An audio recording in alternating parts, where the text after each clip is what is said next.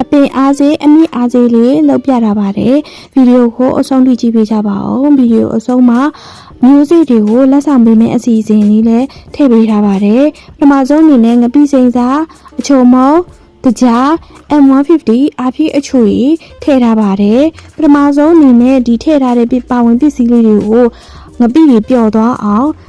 နည်းနည်းစိတ်ရှိရှိနဲ့မှွေပေးရပါမယ်နော်ငပိလေးတွေအရေးပျော်တော့ဖို့ဆိုလို့ရှိရင်တော့စိတ်ရှိရှိလေးနဲ့တော့ဖြော်ပေးရပါမယ်နော်ငပိအရေးပျော်ဖို့နည်းနည်းရေနည်းနည်းလုံနေတော့ M150 လေးထပ်ပြီးတော့ထည့်လိုက်ပါတယ်ထည့်လို့ရပါတယ်နော်ပြီးတော့မှတော်တော်လေးကြလေးမှွေပေးလိုက်တဲ့အချိန်မှာအကုန်လုံးအရေးပျော်သွားပါပြီအခုဆိုရင်အားဖြည့်အချိုရည်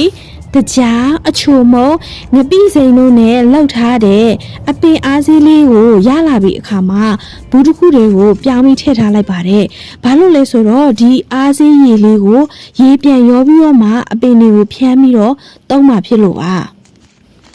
ဘူးထဲထည့်လိုက်ပြီးတော့မှငပိလေးတွေထပ်ပြီးတော့ပျော်သွားအောင်ဆိုပြီးနည်းနည်းဘူးကိုလှုပ်ပေးလိုက်ပါတယ်နော်ဒါဆိုရင်တော့ရေ2လီတာထည့်ထားတဲ့စီပြန်ဘူးတွေကိုခုနကဖြော်ထားတဲ့အားဖြည့်အချို့ကြီးနှစ်စွန်းထည့်ပြီးတော့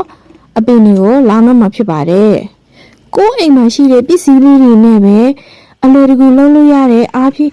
အပင်အားစေးလေးဖြစ်တဲ့အတွက်ကြောင့်မလို့လိုက်လုပ်ကြည့်ဖို့တိုက်တွန်းပါတယ်နော်အခုဗီဒီယိုကိုအဆုံးထိကြည့်ပြီးပြီဆိုလို့ရှိရင်တော့အကောင့်ကို follow လုပ် like share လုပ်ပြီးတော့ comment မှာကိုစိုက်ချင်တဲ့အပင်အမျိုးအစားကိုရေးခဲ့ပေးပါ music လက်ဆောင်ပေးပါမယ်လက်ဆောင်ကလည်း music တန်ဖို့2000ဖို့အထိပေးမှာမို့လို့တေချာလေးရေးခဲ့ပေးပါနော်အကောင့်ကိုတော့ follow လုပ်ထားရမယ် like share တွေလည်းလုပ်ထားရပါမယ်အားလုံးကိုကျေးဇူးတင်ပါတယ်ရှင်